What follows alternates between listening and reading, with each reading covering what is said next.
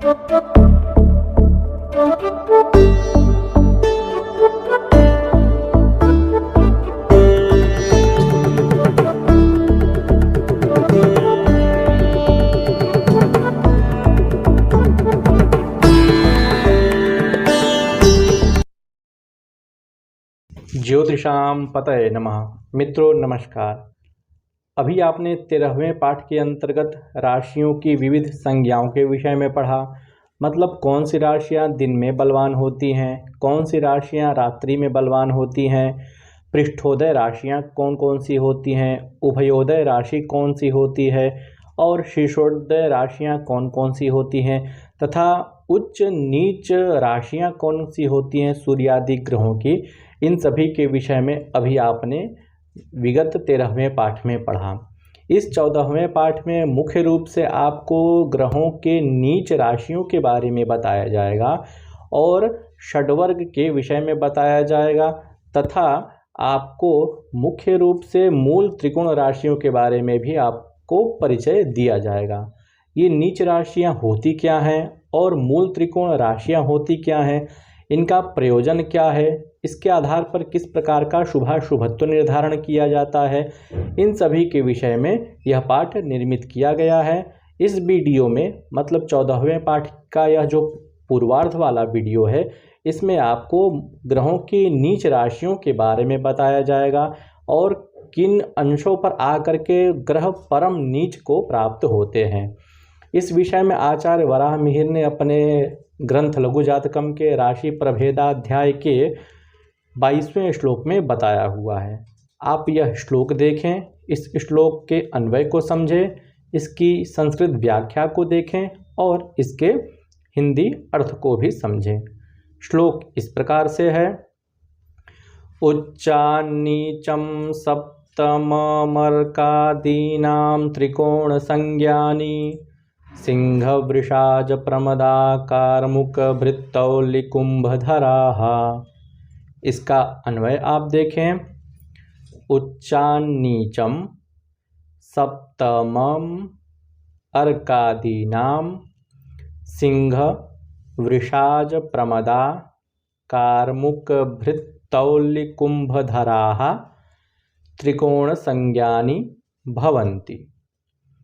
इसकी संस्कृत व्याख्या आप देखें।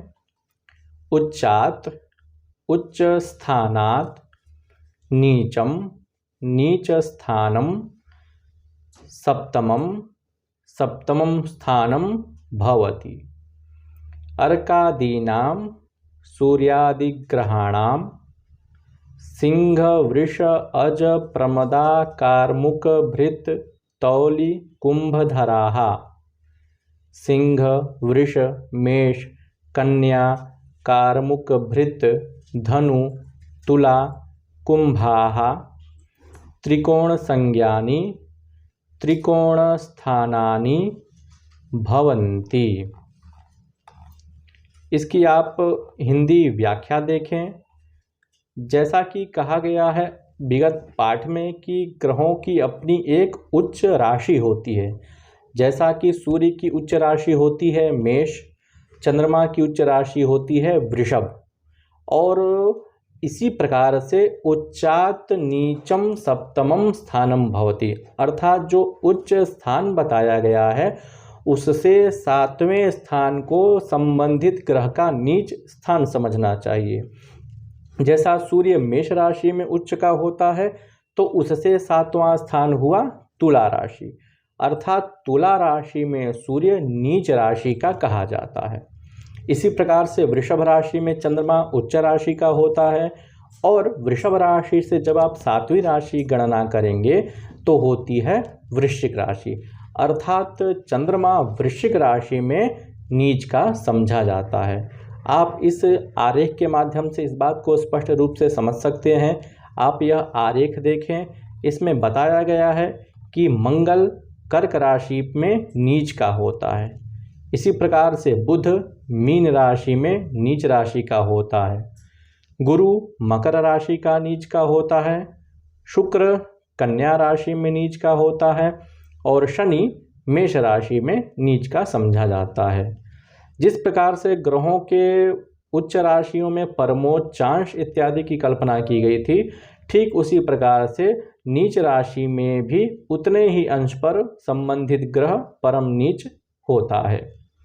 जैसे सूर्य मेष राशि में उच्च का था, लेकिन 10 अंश पर वह परमोच्च का था, ठीक उसी प्रकार से तुला राशि में सूर्य नीच का होता है और 10 अंश पर परम नीच का होता है, ऐसा समझना चाहिए। इसी प्रकार से चंद्रमा वृश्चिक राशि में 3 अंश पर परम नीच का कहा जाता है। मंगल कर्क राशि में 28 अंश पर परम नीच का कहा जाता है। बुध मीन राशि में 15वें अंश पर परम नीच का कहा जाता है। गुरु मकर राशि में 5 अंश पर परम नीच का कहा जाता है। शुक्र कन्या राशि में 27वें अंश पर परम नीच का कहा जाता है और शनि मेष राशि में 20 अंश पर परम नीच का कहा जाता है।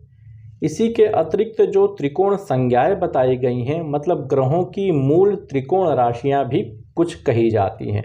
इसके पहले आपने पंचम और नवम को त्रिकोण भाव से जाना था, लेकिन जिस प्रकार से ग्रहों की उच्च राशियां होती हैं जिसमें वह जाने पर पूर्ण फल को देते हैं, ठीक उसी प्रकार से नीच राशि में ग्रह उसका विपरीत फल देते हैं।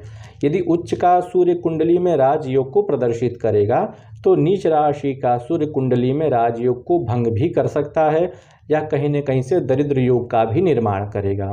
तो नीच राशि में जो ग्रह होते हैं उनका अत्यंत अशुभ फल कहा जाता है। इसी के अनंतर उच्च के प्रसंग में दूसरी सबसे महत्वपूर्ण अवस्था आ जाती है त्रिकोण संज्ञाओं की, मतलब मूल त्रिकोण राशियों की। ऐसा आप समझ सकते हैं कि ग्रह जब अपने उच्च राशि में होते हैं तो पूर्ण फल को प्रदान करते हैं, अर्थात 100% से आप उसकी तुलना कर सकते हैं। तो ठीक उसी प्रकार से ग्रह यदि अपने मूल त्रिकोण राशि में रहेगा तो जातक को 75% शुभ फल प्रदान करता है।